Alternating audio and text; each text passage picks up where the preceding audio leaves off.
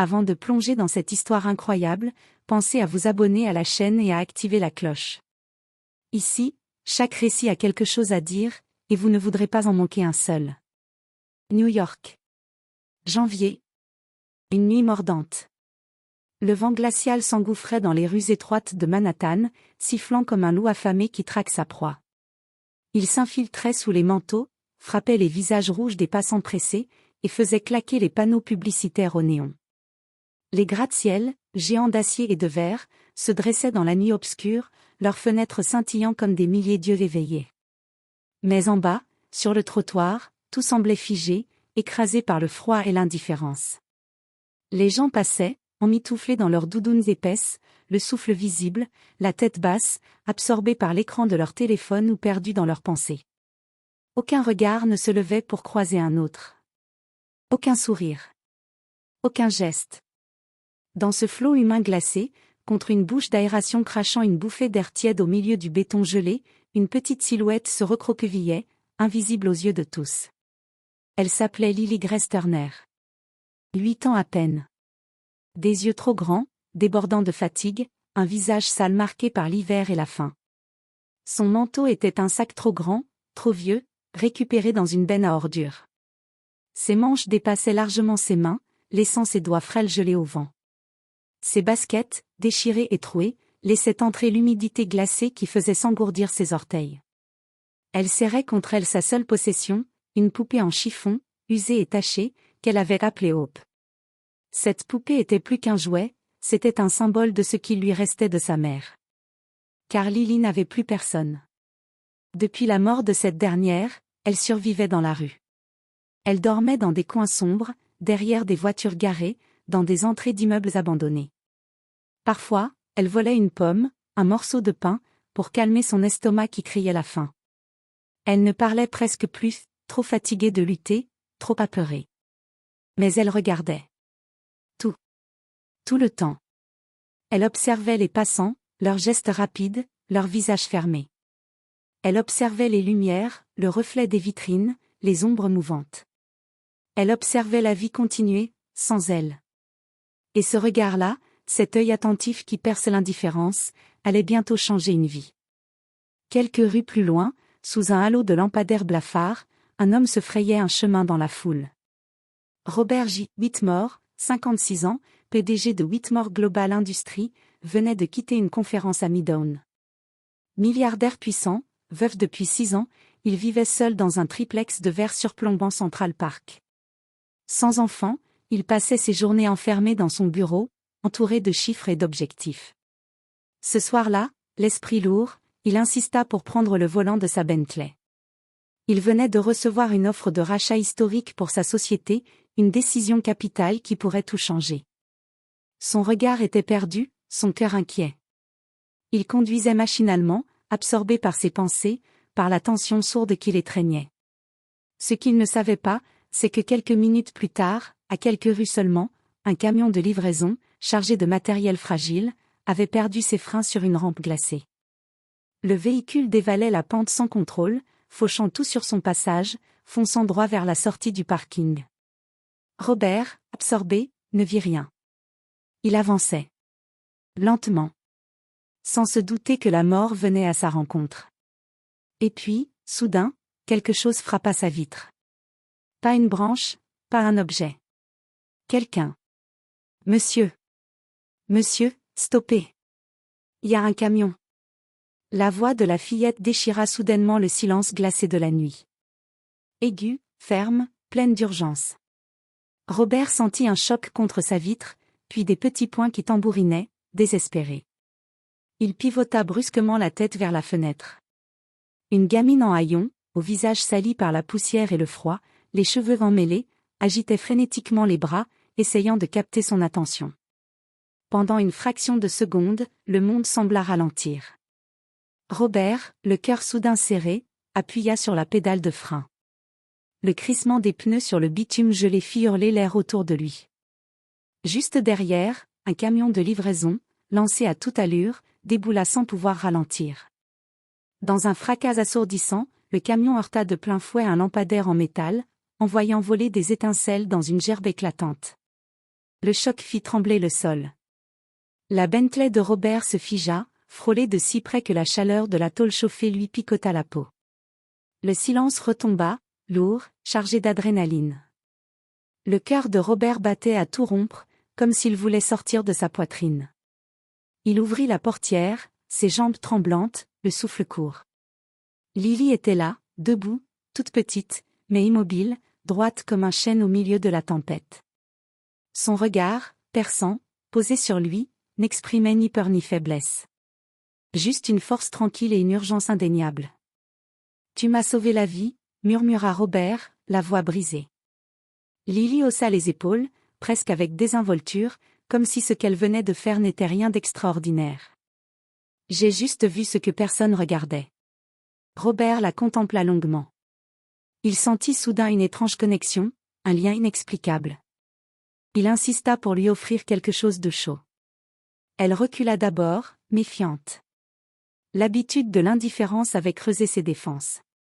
Mais la faim, sourde et tenace, parla plus fort. Ils entrèrent dans un petit restaurant discret, aux lumières tamisées, à l'écart de l'agitation de la ville. Robert y avait ses habitudes. Une table au fond, presque intime. À leur arrivée, les regards ne tardèrent pas à se poser sur la fillette.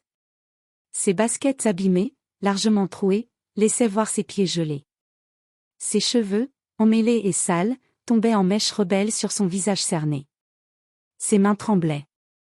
Les autres clients détournaient les yeux, certains chuchotaient, d'autres murmuraient à voix basse. Mais Robert s'assit face à elle, la regarda dans les yeux, lui parla doucement. Il voulait entendre son histoire. Elle commença, par bribes, comme si les mots avaient un goût amer. Mon père est mort avant même que je naisse. Ma mère, elle a fini par disparaître aussi. Ils ont dit qu'elle est partie pour toujours, overdose. Après ça, l'orphelinat, puis la rue. Robert l'écoutait, fasciné et horrifié. Comment pouvait une enfant aussi fragile porter un tel poids? Son esprit se battait entre colère et compassion. Il décida sur-le-champ. Cette nuit, elle ne repartirait pas seule. Il ne pouvait plus ignorer cette présence, cette réalité qu'elle incarnait. Il allait la protéger. Il fit immédiatement appel à ses avocats personnels. La procédure allait être complexe. Pour qu'une enfant comme Lily puisse sortir du système de protection de l'enfance, il fallait d'abord prouver qu'elle n'avait plus aucun parent légal, qu'elle n'avait aucun tuteur connu, qu'elle n'était pas inscrite dans une autre famille. Le moindre faux pas pouvait faire échouer la démarche. Les services sociaux furent contactés. On lui expliqua avec une froideur bureaucratique que tout suivrait son cours, enquête de terrain, visite, évaluation psychologique, entretien avec Lily, examens médicaux, certificat d'orphelinat, témoignages de voisins. Tout un dossier interminable à monter, et surtout un processus long, fastidieux, parfois cruel. Un hébergement temporaire fut proposé, un foyer d'accueil recommandé. Mais Robert voulait plus que cela. Il voulait Lily chez lui, dans sa maison, sous sa protection directe. Il ne voulait plus de délai, plus de paperasse. Il voulait agir. Mais le système, avec sa lenteur et sa rigueur, ne lui permit pas de sauter les étapes. Il fallut attendre. Faire preuve de patience. Fournir des documents. Organiser des auditions. Robert, pourtant habitué au succès rapide dans le monde des affaires, découvrit l'enfer des administrations publiques. Pourtant, il s'investit comme jamais auparavant. Chaque signature, chaque courrier, chaque rendez-vous avec les autorités était pour lui une bataille à mener. Ce n'était pas par charité. Non. C'était par conviction. Elle m'a vu. Vraiment vu. Pas comme un milliardaire, pas comme un PDG. Juste comme un homme. Et moi, je lui dois la vie. Elle mérite bien plus que l'oubli. Mais l'histoire ne resta pas secrète bien longtemps. Les médias, toujours à l'affût des histoires humaines qui font vibrer le public, se saisirent du récit. Le milliardaire sauvé par une petite fille sans abri, titraient les journaux.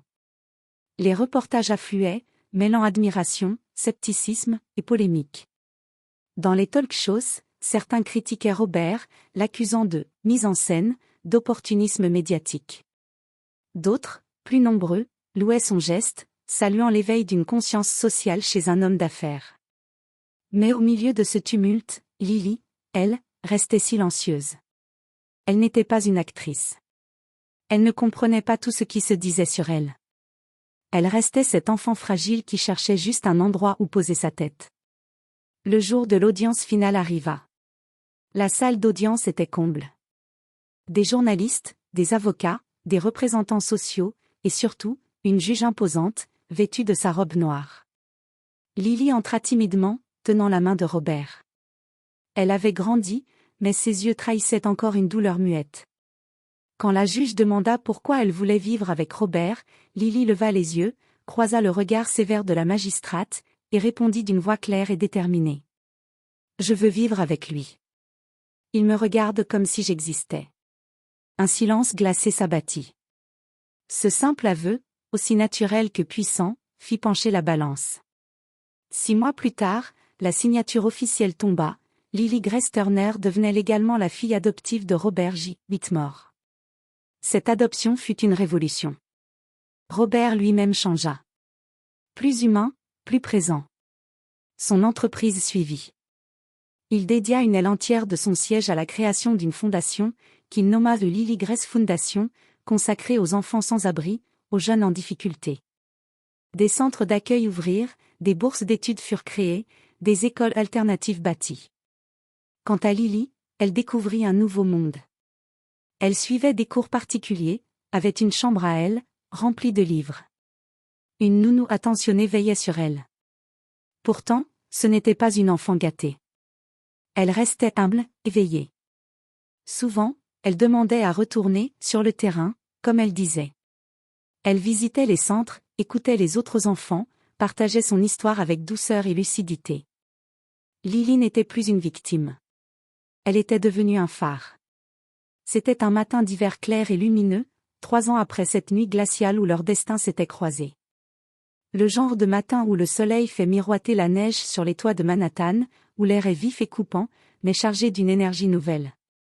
Lily, désormais une adolescente de 11 ans, marchait aux côtés de Robert J. Whitmore dans les couloirs immaculés du siège des Nations Unies à New York. Ce jour-là, une conférence mondiale sur l'enfance rassemblait des chefs d'État, des responsables d'ONG, des PDG influents et des militants du monde entier. Lily portait une robe simple, mais élégante, ses cheveux soigneusement attachés, ses yeux brillaient d'une détermination tranquille. Robert, à ses côtés, souriait avec fierté. Il avait vu cette petite fille fragile devenir une voix puissante, un symbole vivant d'espoir et de résilience. Quand vint son tour de monter à la tribune, Lily prit une profonde inspiration. Sous les projecteurs, face à des centaines de regards lourds d'attente et d'enjeux, elle parla d'une voix claire, posée, qui déjouait toute attente. Quand j'étais dans la rue, personne ne me regardait. On me contournait. On me craignait. On faisait semblant que je n'existais pas. Ces mots résonnaient, portés par une vérité simple et dure. Jusqu'au jour où j'ai crié, et où quelqu'un m'a entendu. Elle posa alors son regard, plein de force et de gratitude, sur Robert, debout au premier rang. Il m'a donné un toit. Mais plus encore, il m'a donné un nom. Une voix. Une mission. Elle marqua une pause, balaya la salle du regard. Ne détournez plus le regard. Un enfant invisible peut voir ce que vous refusez de voir. Un silence respectueux enveloppa la salle. Puis, lentement, les applaudissements éclatèrent, d'abord timides, puis de plus en plus forts, jusqu'à devenir une standing ovation. Robert sentit une larme lui couler sur la joue, inconnu d'elle, il laissa échapper un souffle d'émotion longtemps retenu. Chaque année, à la date précise de leur rencontre, Lily et Robert se retrouvaient sur un banc de Bryant Park. Ce banc, modeste, usé par le temps, était pour Lily un lieu chargé de souvenirs. Là, autrefois, elle avait dormi à la dure, ignorée de tous, enveloppée dans la solitude et le silence. Aujourd'hui, elle s'y asseyait avec lui, entourée d'enfants qu'elle connaissait bien, des enfants perdus, oubliés, ceux que la société préfère ne pas voir. D'une voix douce mais ferme, elle leur parlait. « Tu crois que ta vie ne compte pas ?» Elle les regardait dans les yeux, un à un. « C'est parce que personne ne t'a encore regardé. » Puis, posant une main chaleureuse sur l'épaule d'un garçon, elle ajoutait. Mais moi, je te vois. Et je sais ce que tu peux devenir. Elle l'a sauvé d'un accident. Il l'a sauvé de l'oubli. Ensemble, ils avaient réveillé des milliers de consciences, brisé le mur de l'indifférence. Et dans les rues froides de New York, une rumeur persistait, murmurée au creux des ruelles, au détour des boulevards. Fais attention aux enfants que tu ignores, l'un d'eux pourrait bien être ton ange. Cette histoire n'était pas seulement celle d'un sauvetage. C'était celle d'une rencontre entre deux âmes perdues, qui avaient su, l'une et l'autre, retrouver la lumière.